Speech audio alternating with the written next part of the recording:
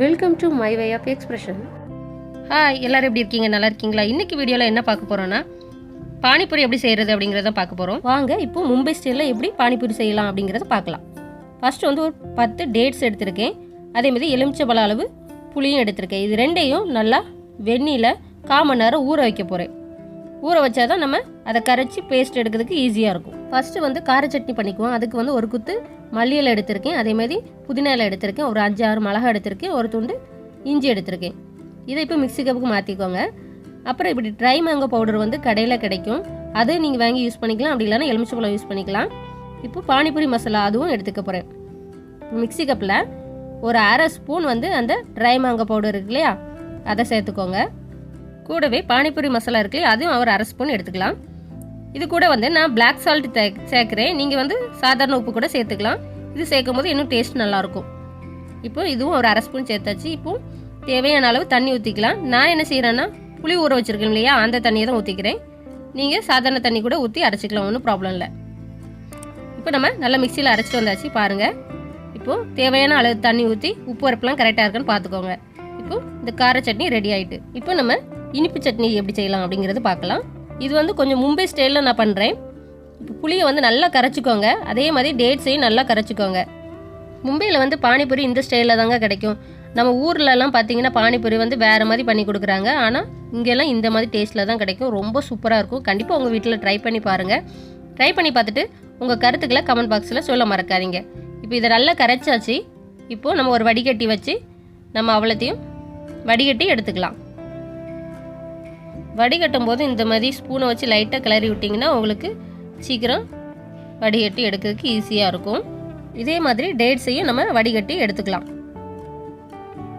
இந்த மாதிரி செஞ்சிங்கன்னா ஈஸியாக வடிகட்டி எடுக்கிறதுக்கு ஈஸியாக இருக்கும்.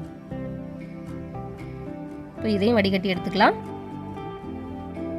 இது ரொம்ப நல்லா இருக்குங்க. இது வந்து ஒரு இனிப்பு லைட்டாக உரைப்பு சேர்ந்து இருக்கும். ரொம்ப நல்லாயிருக்கும். கண்டிப்பாக உங்கள் வீட்டில் இந்த மாதிரி மெத்தடில் செஞ்சு பாருங்கள். எல்லாருக்குமே பொதுவாகவே பானிபூரி ரொம்ப பிடிக்கும். அதே இந்த மெத்தடில் செஞ்சு கொடுத்தீங்கன்னா கண்டிப்பாக எல்லாருமே விரும்பி சாப்பிடுவாங்க. நீங்கள் இப்போ தான் ஃபஸ்ட்டு தடவை என் சேனலை பார்க்குறீங்க. கண்டிப்பாக என்னோட சேனலை சப்ஸ்கிரைப் பண்ணால் மறக்காதீங்க. பக்கத்தில் இருக்க பெல் பட்டனை ப்ரெஸ் பண்ணிடுங்க. அப்போ தான் உடனே உங்களுக்கு நோட்டிஃபிகேஷன் வரும்.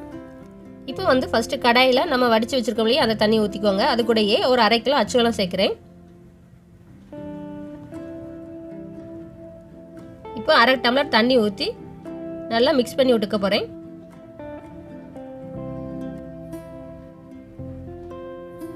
இது நல்லா இப்போ மெல்ட் ஆகி வரட்டும். இப்போ வந்து அச்சுவலம் நல்லா மெல்ட் ஆகி கொதிச்சு வரட்டும்.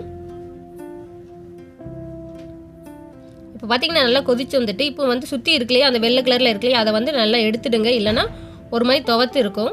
இது கூட நான் கொஞ்சோண்டு பிளாக் சால்ட் சேர்க்குறேன். அது கூட 1/4 ஸ்பூன் வந்து வத்தப்பொடியும் சேர்க்குறேன். நான் ஏற்கனவே சொன்ன மாதிரி இந்த சட்னி வந்து கொஞ்சம் இனிப்பு உரைப்பமாக இருக்கும். ரொம்ப டேஸ்ட் நல்லாயிருக்கும். இது செஞ்சது வந்து எக்ஸ்ட்ரா மீதம் வந்துட்டுனா நீங்கள் ஒன்றுமே கவலைப்பட வேண்டாம். அதை வந்து நம்ம ஃப்ரீசரில் வந்து ஒரு பாட்டிலில் ஊற்றி ஸ்டோர் பண்ணால் கூட 1 மாதத்துக்கு கூட வச்சுக்கலாம், ஒன்றும் செய்யாது. இப்போ இதெல்லாம் ரிமூவ் பண்ணி எடுத்துடுங்க. இப்போ இன்னும் நல்லா கொதிக்கட்டும். இப்போ பாருங்கள் கொதித்து அந்த வெள்ளை கலர்லாம் இல்லாமல் அழகாக இருக்குது. இன்னும் ஒரு 5 மினிட்ஸ் கொதிக்க விட்டுட்டு அந்தால அடுப்பு ஆஃப் பண்ணிட வேண்டியதான். இப்போ இனிப்பு சட்னியும் சூப்பராக ரெடி ஆகிட்டு அடுத்து வந்து பட்டாணி எடுத்திருக்கேன். அது வெள்ளை பட்டாணி எடுத்திருக்கேன். அதை நல்லா ஊற வச்சுருக்கேன். அது கூட ஒரு உருளைக்கிழங்கையும் வேக வச்சுருக்க போகிறேன். உருளைக்கிழங்கு வந்து சேவ்பூரி செய்கிறதுக்காண்டி நான் அந்த ரெசிபி சீக்கிரத்தில் உங்களுக்கு அப்லோட் பண்ணுறேன். இது கூட கொஞ்சோண்டு மஞ்சள் போட்டு நம்ம இதை நல்லா வேக விட போகிறோம். அதுக்கு தேவையான அளவு உப்பு சேர்த்துக்கிறேன். இப்போ குக்கரில் வச்சு நம்ம நல்லா வேக விட்டுக்கலாம். இப்போ பாத்திரத்தை உள்ளே வச்சு நான் ஒரு 5-6 விசில் வர்ற அளவுக்கு நல்லா வேக விட்டுக்க போகிறேன். நல்லா மசிஞ்சு வந்தால் தான் சூப்பராக இருக்கும். அதனால் நல்லா வேக விட்டுக்கோங்க. என்னோடய குக்கரில் வந்து உசில் வந்து உடனே வரும். அதனால தான் 7 விசில் வச்சுருக்கேன். உங்களோட குக்கர் எப்படிங்கிறத பொறுத்து நீங்கள் விசில் வச்சு இறக்கிக்கோங்க. இப்போ வந்து 7 விசில் வந்துடுச்சு. இப்போ அடுப்பு ஆஃப் பண்ணிவிட்டு ஸ்டீம் இறங்கின பிறகு பார்க்கலாம். பாருங்கள் நல்லா வெந்து வந்துட்டு.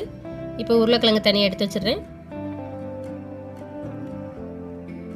எடுத்து வச்சதுக்கு பிறகு பட்டாணியை வந்து நல்லா மசிச்சு விடுங்க. அது வந்து ரொம்ப மசியணும் தேவையில்லை, 1-2 மசியணும். இப்போ வந்து ரெடி டு ஃப்ரைன்னு சொல்லி பானிபூரி கடையிலே கிடைக்கும். அதை தான் நான் வாங்கி செய்ய போகிறேன். இப்போ இந்த பானிபூரி வந்து நல்லா பொரிச்சு எடுத்துக்கலாம். எண்ணெயில் 4 நாளாக போட்டு பொரிச்சு எடுத்துக்க போகிறேன். இதுக்குள்ளே லிங்க் வேணும்னா நான் டிஸ்கிரிப்ஷன் பாக்ஸ்லேயும் கொடுக்குறேன். வேணால் ஆன்லைனில் வாங்கிக்கலாம். யாருக்கெல்லாம் பானிபூரி பிடிக்குதோ அவங்களாம் கண்டிப்பாக லைக் பண்ண மறக்காதீங்க. அதே மாதிரி கமெண்ட் பண்ணவும் மறக்காதீங்க.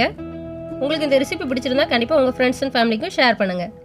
என்னோட இன்ஸ்டாகிராம், ஃபேஸ்புக் ஐடியும் நான் ஸ்க்ரீனில் பிரிண்ட் கமெண்டாகவும் அதே மாதிரி டிஸ்கிரிப்ஷனில் லிங்க்கும் கொடுக்குறேன். மறக்காமல் ஃபாலோ பண்ணுங்கள். இந்த மாதிரி எல்லா பூரியும் நம்ம அழகாக பொரிச்சு எடுத்துக்கலாம். எண்ணெயுமே அதிகமாக குடிக்கல, நல்லாவே இருந்தது. பானிபூரியும் ரொம்ப டேஸ்ட்டாக இருந்தது. அதாவது அந்த பூரி பேஸ் வந்து ரொம்ப சூப்பராக இருந்தது. டேஸ்ட்டு நல்ல மொறுமொறுன்னு கிறிஸ்பியாக சூப்பராக இருந்தது.